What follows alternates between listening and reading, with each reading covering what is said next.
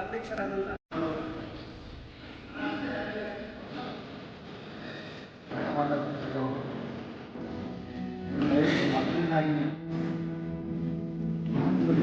ನಮ್ಮ ಆಹಾರ ಇಲಾಖೆ ವತಿಯಿಂದ ಪಡಿತರ ಚೀಟಿದಾರರಿಗೆ ಮೇ ಮಾಹೆಯ ಪಡಿತರ ವಿತರಣೆ ಪ್ರಾರಂಭವಾಗಿದೆ.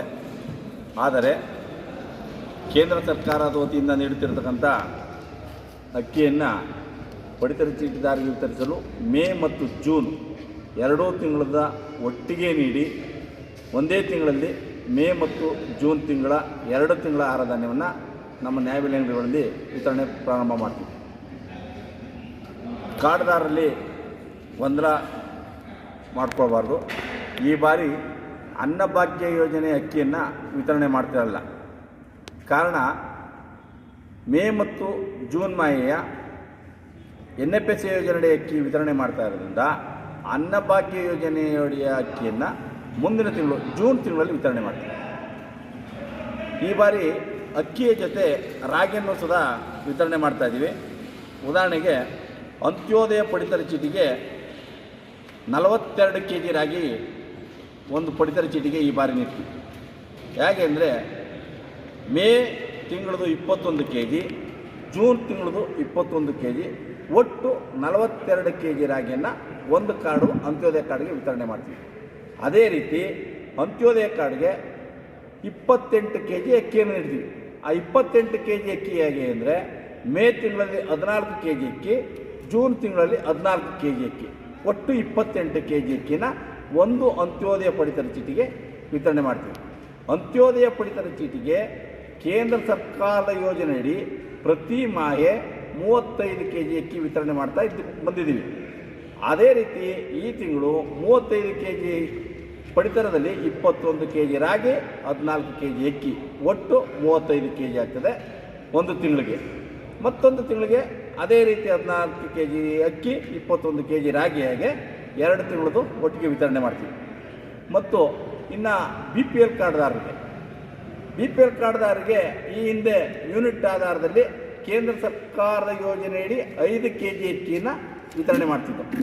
ಆದರೆ ಈ ಬಾರಿ ಕೇಂದ್ರ ಸರ್ಕಾರದ ಯೋಜನೆಯಡಿ ಪ್ರತಿ BPL ಕಾರ್ಡ್ದಾರ ಪ್ರತಿ ಸದಸ್ಯನಿಗೆ 3 kg ರಾಗಿ, 2 kg ಅಕ್ಕಿ, ಒಟ್ಟು 5 kg. ಆ ರೀತಿ 2 ತಿಂಗಳ ಪದಾರ್ಥವನ್ನು ಒಟ್ಟಿಗೆ ಕೊಡ್ತೀವಿ.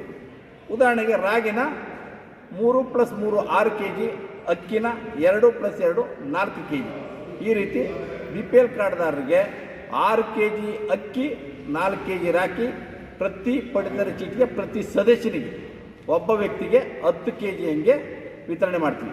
ಆ ಕಾರ್ಡಲ್ಲಿ ಎಷ್ಟು ಜನ ಇರ್ತಾರೆ ಅಷ್ಟು ಜನಕ್ಕೂ ಸುಧಾ 6 kg ಅಕ್ಕಿ, 4 kg ರಾಗಿ ಹಂಗೆ 10 kg ವಿತರಣೆ ಮಾಡ್ತಾಯಿದ್ದೀವಿ. ನಂತರ ಪಡಿತರ ಚೀಟಿದಾರರು ನ್ಯಾಯಬೆಲೆ ಅಂಗಡಿಯಲ್ಲಿ ಪಡಿತರ ಪಡೆಯಲು ತೆರಳಿದಂಥ ಸಂದರ್ಭದಲ್ಲಿ ಈ ಬಾರಿ 2 ಬಾರಿ ಬಯೋ ನೀಡಬೇಕಾಗುತ್ತೆ. ಹೇಗೆ ಅಂದರೆ ಮೇ ಮಾಹೆದು 1 ಬಾರಿ, ಜೂನ್ ಮಾಹೆದು 1 ಬಾರಿ, 2 ಬಾರಿ ಬಯೋ ನೀಡಿ ರೇಷನ್ನ ತಗೋಬೇಕು.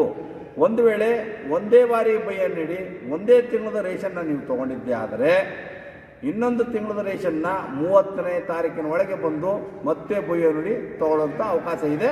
ಆದರೆ ನೀವು ಒಂದೇ ಬಾರಿ ತೊಗೊಳ್ಳೋದು ಸೂಕ್ತ ಅಂತ ನಾವು ಭಾವಿಸ್ತೀವಿ. ನಂತರ ಜೂನ್ ಮಾಹೆಗೆ ಬಯೋ ನೀಡದಲೇ ರೇಷನ್ನ ತೊಗೊಳ್ದಲೇ ನೀವು ಜೂನ್ ಮಾಹೆಯಲ್ಲಿ ಹೋಗ್ಬಿಟ್ಟು ನಾನು ಕಳೆದ ತಿಂಗಳು ರೇಷನ್ ತೊಗೊಂಡಿಲ್ಲ ಅದು ಕೊಡಿ ಅಂತ ಬಂದರೆ ಆ ವಿತರಣೆ ಆಗಲ್ಲ. ನೀವು ಏನು ರೇಷನ್ ತೊಗೊಳಕ್ಕೆ ಬರ್ತೀರಿ ಆ ಸಂದರ್ಭದಲ್ಲೇ 2 ಮಾಹೆದುವೆ ಬಯೋ ಕೊಟ್ಟು ರೇಷನ್ ತೊಗೋಬೇಕು. ನಿಮಗೆ ಏನಾದರೂ ಇದರ ಬಗ್ಗೆ ಗೊಂದಲ ಇತ್ತು ಅಂದರೆ ನ್ಯಾಯಬೆಲೆ ಅಂಗಡಿ ಮಾಲೀಕರಿಗೆ ವಿಚಾರಿಸ್ಬೋದು. ನ್ಯಾಯಬೆಲೆ ಅಂಗಡಿ ಮಾಲೀಕರು ಪ್ರತಿ ನ್ಯಾಯಬೆಲೆ ಅಂಗಡಿ ಮಾಲೀಕರು ಸಹ ತಿಳುವಳಿಕೆ ನೀಡಿದ್ದೀವಿ. ಇದೇ ರೀತಿ ವಿತರಣೆ ಮಾಡಬೇಕು, ಈ ಬಾರಿ ಹೀಗೆ ಮಾಡಬೇಕು ಅಂತ ತಿಳುವಳಿಕೆ ನೀಡಿದ್ದೀವಿ. ಹಾಗೂ ಪ್ರತಿ ನ್ಯಾಯಬೆಲೆ ಅಂಗಡಿ ಮುಂಭಾಗದಲ್ಲಿ ಈ ಬಾರಿ ಪಡಿತರ ವಿತರಣೆ ಬಗ್ಗೆ ಒಂದು ಮಾಹಿತಿಯನ್ನು ಸಿದ್ಧಪಡಿಸಿ ನ್ಯಾಯಬೆಲೆ ಅಂಗಡಿ ಮುಂದೆ ಲಗತ್ತಿಸಿರ್ತೇವೆ. ಇದನ್ನು ನೋಡಿಕೊಂಡು ರೇಷನ್ನ ತಗೋಬೇಕು ಅಂತ ಕೇಳ್ಕೊಳ್ತೀವಿ. ಹಾಗೂ ದಯವಿಟ್ಟು ಪಡಿತರ ಚೀಟಿದಾರರಲ್ಲಿ ಒಂದು ಮನವಿ, ನಿಮ್ಮ ರೇಷನ್ ಕಾರ್ಡ್ಗೆ ರೇಷನ್ನು ಈ ತಿಂಗಳ ಅಂತಿಮ ದಿನಾಂಕದವರೆಗೂ ಇರ್ತದೆ. ನೀವು ಬಯೋ ಕೊಡದಲೇ ನಿಮ್ಮ ರೇಷನ್ನ ಬೇರೆ ಯಾರೂ ತೊಗೊಳೋಕ್ಕಾಗಲ್ಲ. ನಿಮ್ಮ ರೇಷನ್ನ ಬೇರೆ ಯಾರೂ ದುರುಪಯೋಗ ಮಾಡ್ಕೊಳಕ್ಕಾಗಲ್ಲ. ದಯವಿಟ್ಟು ಒಂದೇ ಬಾರಿ ನೂಕುಲು ಆಗಿ ಕಾಡ್ದಾರೆಲ್ಲ ಹೋಗದರೆ 30ನೇ ತಾರೀಕುವರೆಗೂ ನ್ಯಾಯಬೆಲೆ ಅಂಗಡಿಗಳಿಗೆ ಹೋಗಿ ರೇಷನ್ ತಗೋಬೋದು. ನ್ಯಾಯಬೆಲೆ ಅಂಗಡಿ ಮಾಲೀಕರ 30ನೇ ತಾರೀಕುವರೆಗೂ ನ್ಯಾಯಬೆಲೆ ಅಂಗಡಿ ಬಾಗಿಲು ತೆಗಿಬೇಕು ಅಂದ್ಬಿಟ್ಟು ಕಟ್ಟುನಿಟ್ಟಿನ ಸೂಚನೆ ನೀಡಲಾಗಿದೆ. ಆ ಥರ ಏನಾರ ನ್ಯಾಯಬೆಲೆ ಅಂಗಡಿ ಮಾಲೀಕರು ನಿಮಗೆ ಪಡಿತರ ಪದಾರ್ಥಗಳನ್ನು ನೀಡಲು ನಿರಾಕರಿಸಿದರೆ ಮತ್ತು ಅಂಗಡಿ ಬಾಗಿಲು ತೆಗೆದೇ ಇದ್ದರೆ ದಯಮಾಡಿ ನಮ್ಮ ತಾಲೂಕು ಕಚೇರಿಯ ಆಹಾರ ಇಲಾಖೆ ಸಿಬ್ಬಂದಿಯನ್ನು ಸಂಪರ್ಕಿಸಿ, ಇಲ್ಲಾಂದರೆ ನಮಗೆ ದೂರವಾಣಿ ಕರೆ ಮಾಡೋದು ಸಹ ನಾವು ಸ್ಪಂದಿಸಿ ನಿಮಗೆ ರೇಷನ್ ಕೊಡೋಕ್ಕೆ ವ್ಯವಸ್ಥೆ ಮಾಡ್ತೀವಿ. ಹಾಗೂ ಈ ರೇಷನನ್ನು ಎಲ್ಲ ಪಡಿತರ ಚೀಟಿದಾರರಿಗೆ ಅಕ್ಕಿ ಆಗ್ಬೋದು, ರಾಗಿ ಆಗ್ಬೋದು, ಎಲ್ಲ ರೇಷನ್ನು ಸುಧಾ ಉಚಿತವಾಗಿ ನೀಡಲಾಗ್ತದೆ. ಯಾರು ಸುಧಾ ರಾಗಿಗೆ ಆಗಲಿ ಅಕ್ಕಿಗೆ ಆಗಿ ದುಡ್ಡು ಕೊಡುವಂಥ ಅವಶ್ಯಕತೆ ಇಲ್ಲ. ಉಚಿತವಾಗಿ ನಿಮಗೆ ರೇಷನ್ನ ನೀಡಲಾಗ್ತದೆ. ಉಚಿತವಾಗಿ ರೇಷನ್ ತೊಗೋಬೇಕು ಅಂದ್ಬಿಟ್ಟು ಎಲ್ಲ ಪಡಿತರ ಚೀಟಿದಾರರಲ್ಲಿ ಮನವಿ ಮಾಡ್ತಾಯಿದ್ದೀವಿ.